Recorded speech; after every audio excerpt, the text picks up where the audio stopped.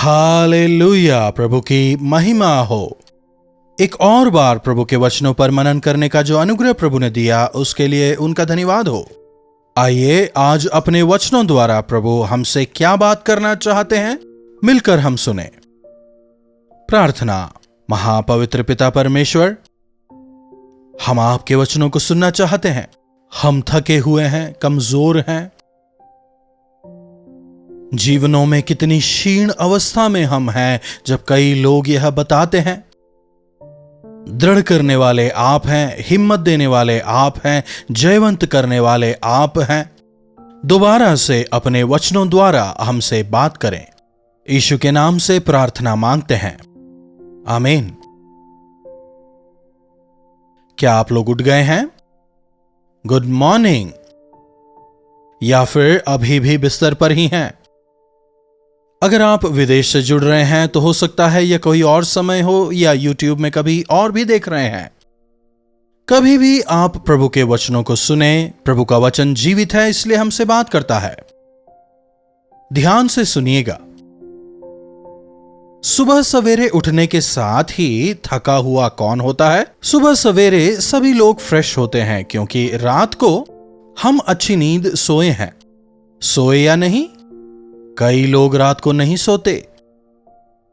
कई लोग रातों को रोते हैं। कई लोग ऐसे भी हैं जो पूरी रात पाप में समय बिताते हैं, मौज मस्ती में, खाने पीने में, टीवी में, मोबाइल में, रात भर सोशल मीडिया पर रील्स वगैरह में अपने समय को बर्बाद करने वाले कई लोग हैं। देखिएगा, आज हम ऐसे कई लोगों को देख सकते हैं जो सुबह सवेरे उठने के साथ ही फ्रेश बिल्कुल नहीं होते, उत्साहित नहीं होते, बल्कि थके हारे हुए होते हैं। सामान्यतः हम जब सुबह उठते हैं एकदम तरोताजा होते हैं, लेकिन शाम के होते होते हम थक जाते हैं।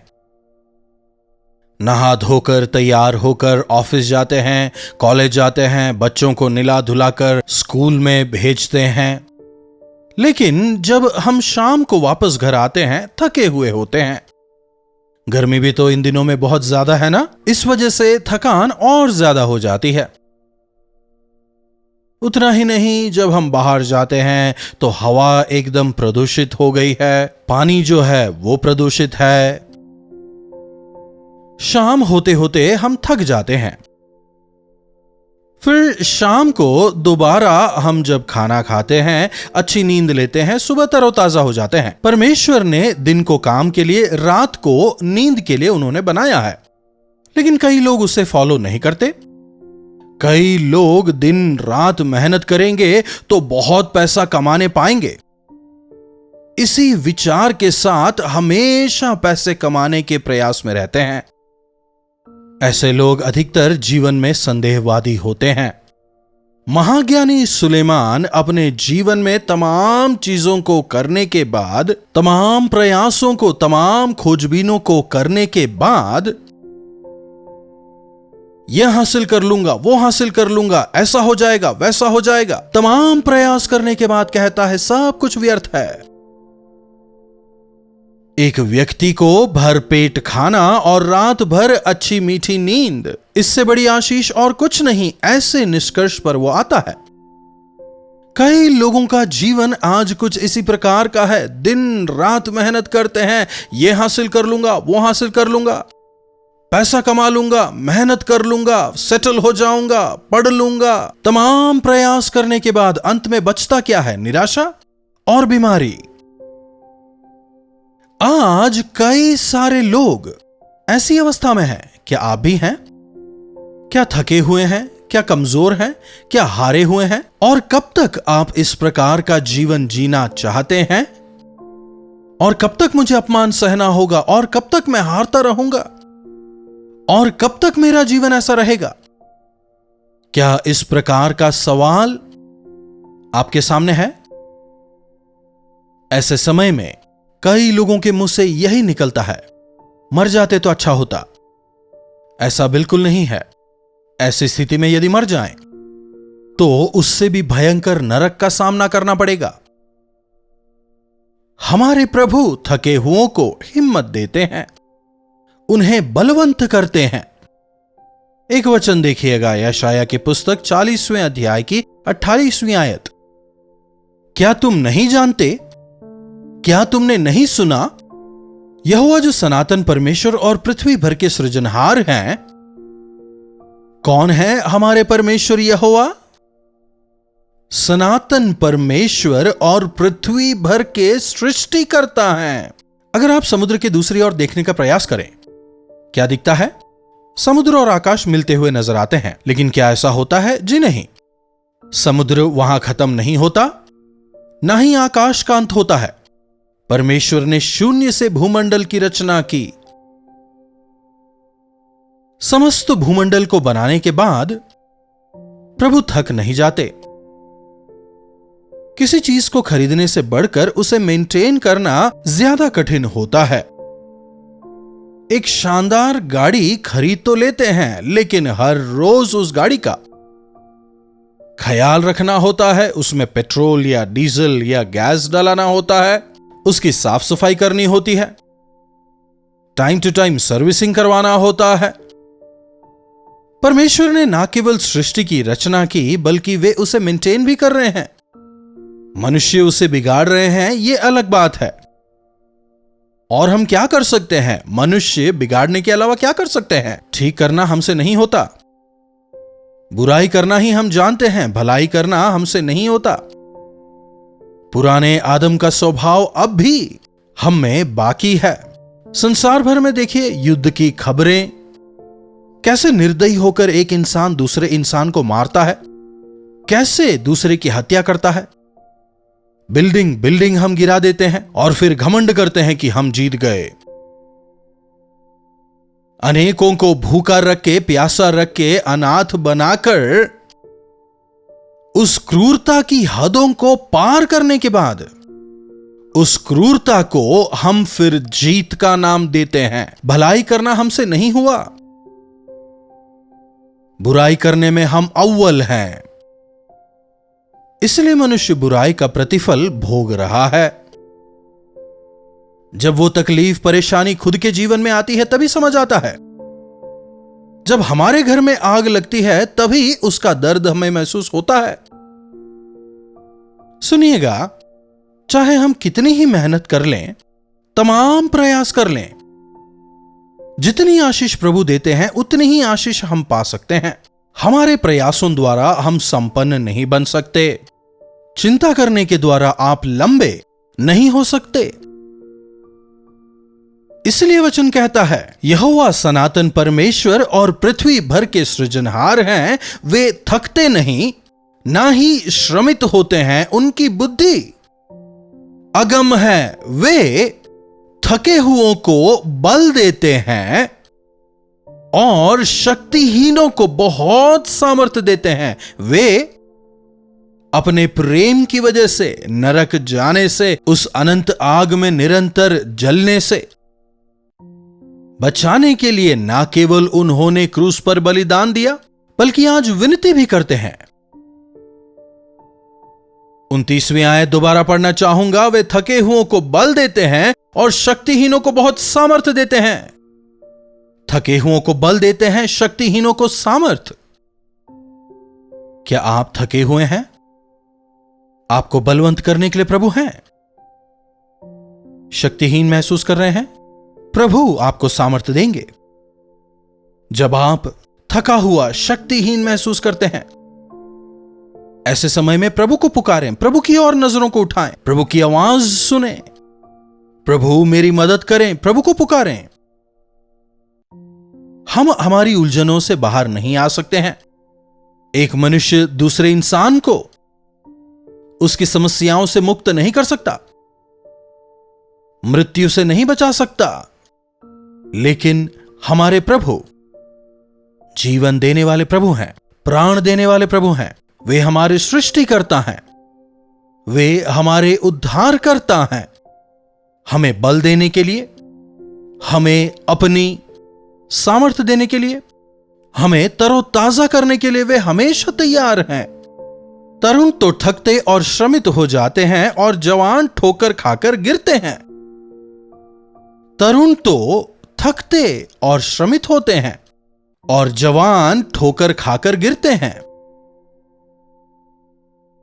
जो तरुण होते हैं, युवा होते हैं, जवान होते हैं, एक ना एक समय थक जाते हैं और जवान अपने जीवन में ठोकर खाते हैं।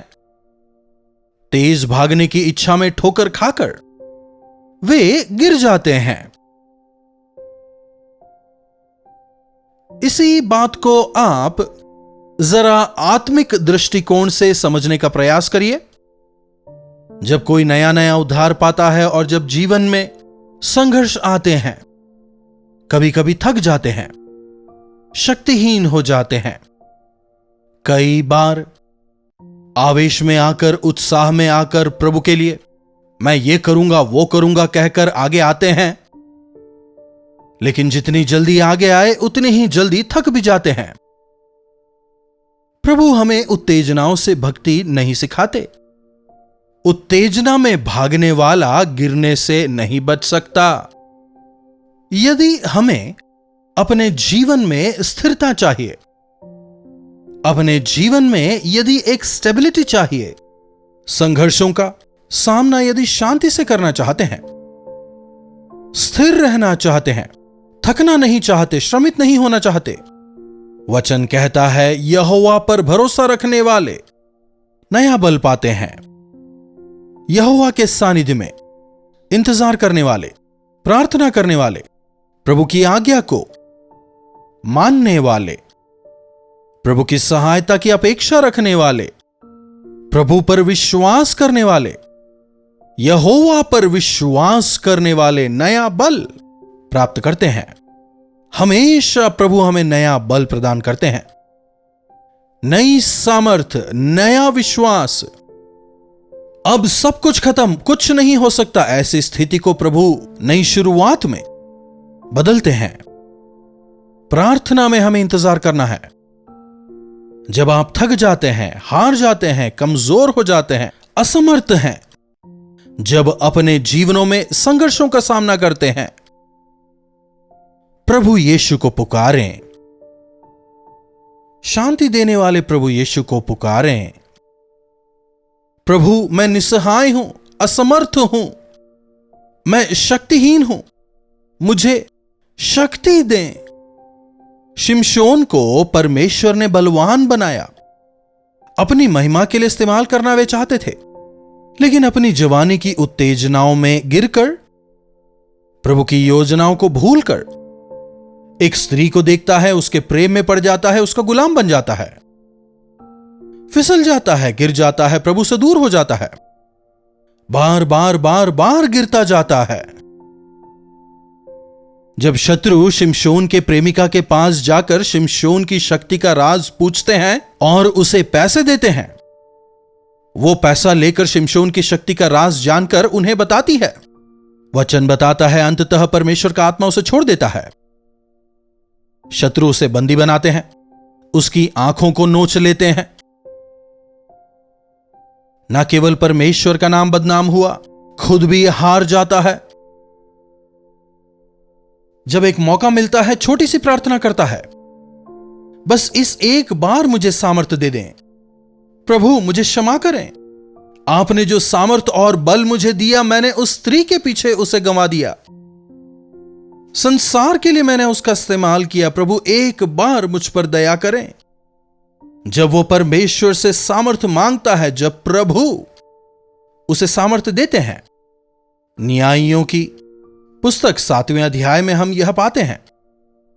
महान चमत्कार को हम वहां देखते हैं। जब शिमशोन को जंजीरों में बांध कर रखा था, आराधनालय के खंभों में उसे बांध कर रखा था, जब वो प्रभु की सामर्थ्य पाता है और जब खींचता है, खंभे गिर जाते हैं। परमेश्वर के नाम को शर्मिंदा करने वाला शिमशोन अंततः कम से कम अपने अंतिम क्षणों में थोड़ी देर ही सही प्रभु को महिमित करने पाया, लेकिन अपने जीवन को बर्बाद कर बैठा। परीक्षा में गिरने से पहले, पाप में पड़ने से पहले, शैतान के जाल में फंस जाने से पहले ही प्रभु मुझ पर दया करें। यदि आप प्रार्थना करें, यहोवा पर भरोसा रखने वाले नया बल पाते हैं उकाब की तरह। पंख फैलाकर वे उड़ेंगे, दौड़ेंगे और श्रमित ना होंगे, चलेंगे और थकित ना होंगे। लगातार सुबह शाम दिन रात प्रभु के सानिध्य में समय बिताएं, प्रभु को पुकारते रहें, प्रभु परमेश्वर से प्रार्थना करें। यहोवा पर भरोसा रखने वाले नया बल प्राप्त करते हैं। वे दौड़ेंगे और श्रमित ना होंगे, चलेंगे और थकित ना होंगे। मसीही भक्ति खत्म नहीं होती, दिन प्रतिदिन बढ़ती चली जाती है।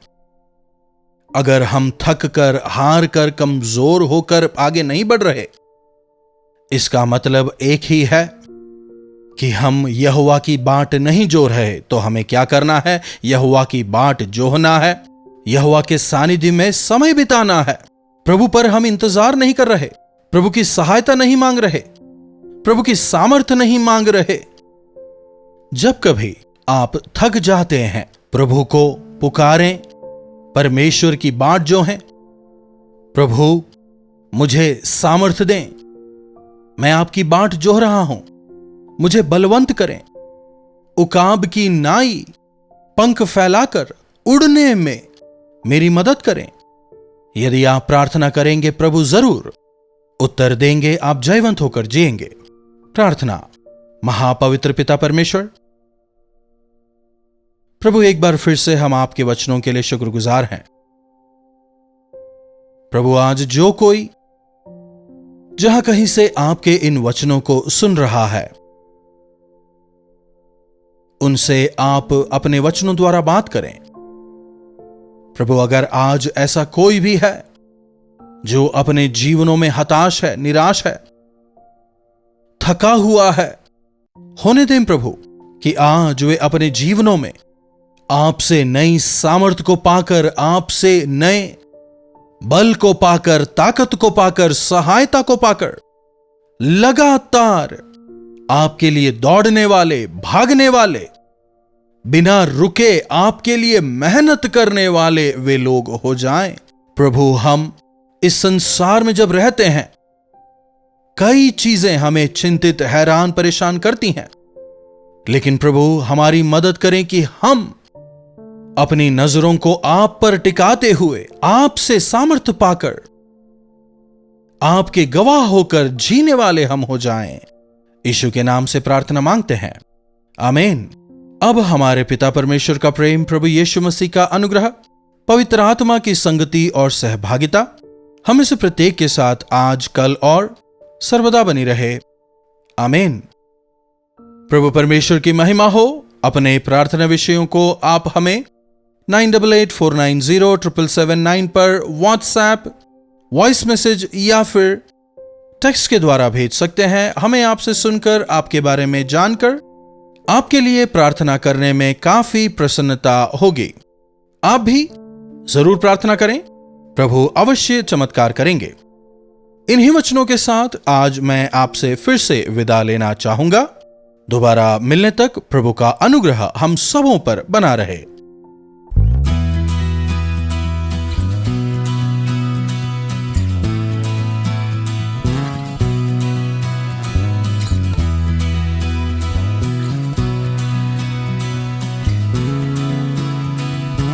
हालेलुया।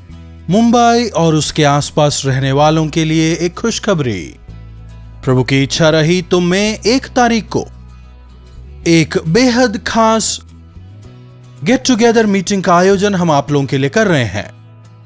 शाम 6 बजे से लेकर रात 10 बजे तक होने वाले इस मीटिंग में आप जरूर भाग लें। व्यक्तिगत तौर पर आपसे मिलकर आपके लिए प्रार्थना करने के लिए, प्रभु के संदेश को आप तक पहुंचाने के लिए हम चेन्नई से मुंबई आ रहे हैं।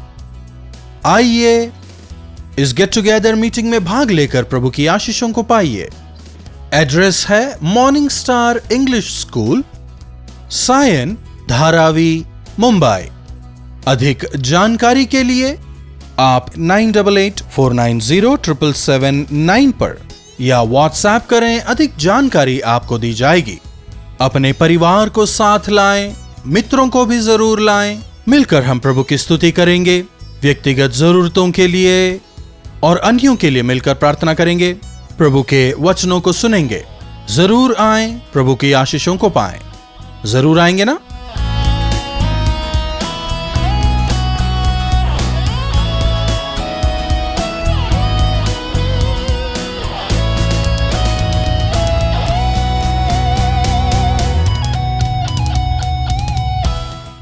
कलवरी दर्शन, ये है प्रेम के दर्शन, यीशु प्रेम के दर्शन।